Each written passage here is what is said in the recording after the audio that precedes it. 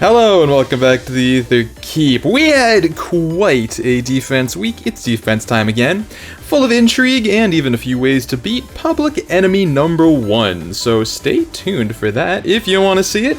I'll be your host, Nick Nurse, and it's time to raid that Aether. So let's check out the matches we got today. We're going to start with this one because I think it shows off something, and that something is this unit, who I incorrectly planned for as being the biggest threat this week. I thought I wanted to have a strong DR piercing green unit to deal with her as a bonus unit. It turns out, in fact, that not only is Claude not the unit he once was, but also, how could I forget? Red beats blue. Red beats blue unit specifically designed to beat ranged red cavalry nukes, so that was quite a revelation. Yeah, obviously public enemy number 1 this week is Emblem Ike, but I chose not to consider that when I built this team. We'll talk about him plenty on the journey here, but just work with me for a minute. Let's see, this is one where duo Aether and Aether actually kind of really show their value. The amount of unpredictability and like stuff that you just don't account for when you're building a defense that they can do is great, but thankfully it also creates some weird interactions that not even the player was ready for, so we pull that one over on Kieran. Another successful scheme. Claude was there, so we can say it. Also wanted to check out this one. Rest in peace, Regalia Lost. You shone so bright for a couple of years at least. And this one is just satisfying because theoretically this would be difficult. I think Hinoka actually does pretty well against him because she does sweep on triangle, but sometimes nothing matters because we did it right. We got him, boys. Not just boys, we got him, everybody, but it feels so good to say the phrase like that. Okay, onward! So what beats this team? I hated this, because this is public enemy number, like, 2, 3, 4 now? How the times have changed, how the mighty have fallen. What do we got? It's disrespectful, but it's also just the state of Aether rates. Bonus units sometimes are like that. I assume this is a bonus unit. Also, that like this is quite a combo. Winter unit, Winter Banner never ended. Okay, so what happened here? So the way this team was designed is there's rally traps that work both ways here, and the idea is that then a dance comes in, so you kind of get both of these units no matter where you are. That's what I was thinking anyway. And in this case, we do in fact get the rally, the dance, although we don't get the debuffs on Violet. They're still nearby, so theoretically it should be enough, but it's just not. I was really trying to account for all the debuffs there, didn't pan out, and this sort of taught me the lesson that perhaps Claude is not an off-meta surprise beats everything pick, but actually has fallen off for a reason. Feels bad. What am I gonna do with the extra copies I've gotten on a Hero Rises? Couldn't tell you. Honestly, he was here to pay back the great favors that Hero Rises did for me, and after this point, I felt like my debts were settled, and this morning I summoned another peony, so one away from the plus 10 now. Hope I can get that in before the end of the banner.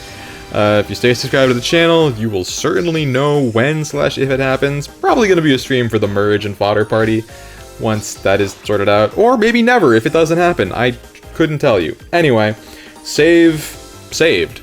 So that's just the way it goes. Then in this one, they just had a full back row of structures. You know how that goes.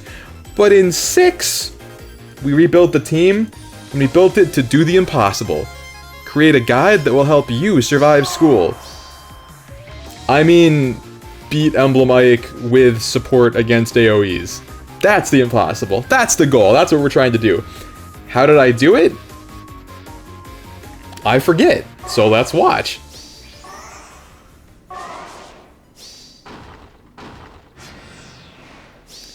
Okay, full back row structure is taking some time to set up. Open up a little space because of the catapult.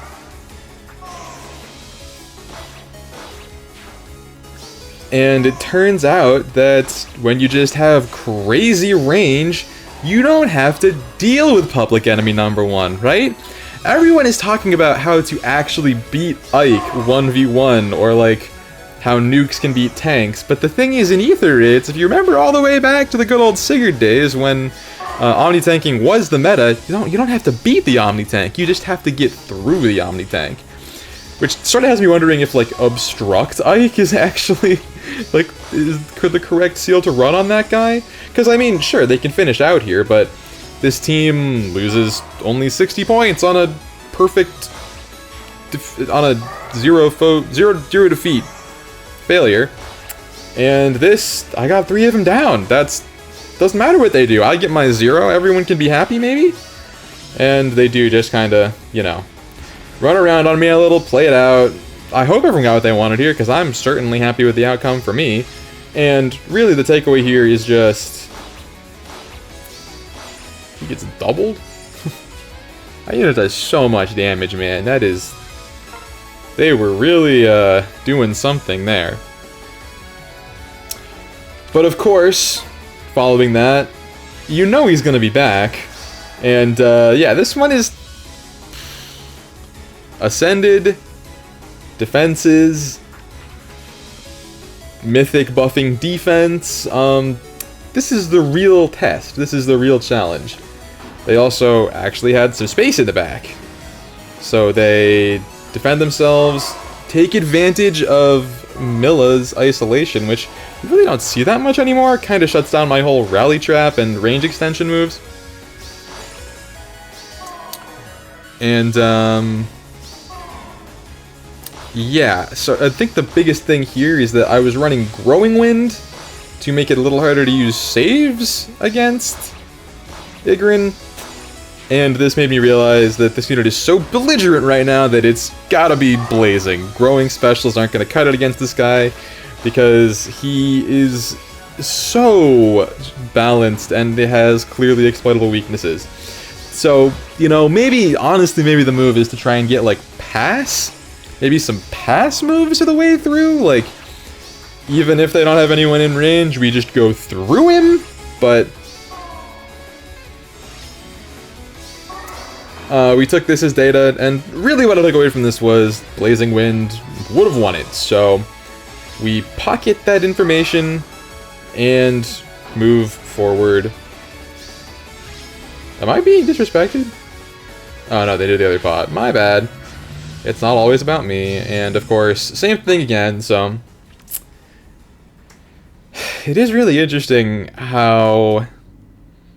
when you plug one weakness in your team, another one just springs up, right? I have a savior to stop getting player phased as much, but it makes it that much easier to get the pots when they can tank. Okay, let's move forward. I think there's another full back line, so we can skip that, but now... we have the replay that I'm most proud of this week, so if you stuck around until now, you done good. Thank you so much, and I appreciate your subscription. It means the world to me. What do we have? We have Ike with the best possible support for Ike. We also have Robin, who actually I don't think really supports him at all, but it's gonna look good on the YouTube thumbnail probably. Pretty sure this thing has negates penalties. Yeah, this does negate penalties, so the unity doesn't do much, but we're just counting it as Omega supported Robin. We've even got Pioneer to drive more stats. Like, there's... ooh, she has this too, so that's a lot of stats. That is a lot of support. And we even have, like, a second tank who has null C to do everything, and a player phase unit to clean it up. So this is theoretically, like, the #1 team you don't want to see. But what happens when you do see this team? This happening. Because, I mean, Gateau also, like, is pretty solid into a lot of these threats, right? But Sonic-y has it like that. And to be clear, Note empowered all of this, because they were kind of trying to get away from Sonic-y, but Note gives the extra range, and allows Flameria to come through and get the dance, so then we get the 2 down, and a lot of people will take 1, but when you start getting 2 down, it's not that bad. Also, the Gateau AoE thing, that should have done, the AoE should have done 5 times that much damage, so Blazing really is nuts, and just this unit with Gateau support is almost feels like they forgot that was in the game when they designed Emblem Ike as a unit. It is a little bit too much, maybe, but so the game goes. There's always got to be these swings and these evil presences in the game. Alright, 2 more. We got quick ones. Let's start with this one. Oh, look who's back. It's these 2 again. But looks like we have a little bit of a mixed phase thing going on here. And you know what that means? Ooh, when we win, I win the trap gambles. Now, you don't gamble on me. I've seen the light. And there's a couple matches like this where I'm just putting the trap in the right place and it's working, and that feels really good. And the final replay of the week. We have a pretty dominant pair of armor units with a unit who might even still be more busted than Emblem Ike. And you want to see what they did? Dominance. Another successful schemes. This is not a perfect week, not a top 1k week, but a solid triumph into the top 3,000. Gold chair is enough for me. So that's how my defense went. Let me know how you're doing with Emblem Ike, and are you using him? Are you beating him? What have you figured out? And I'll be back real soon with more from Heroes content, maybe featuring more Emblem Ike. I think I have some replays that might be worth showing. I don't know. Some offense replays. So till then.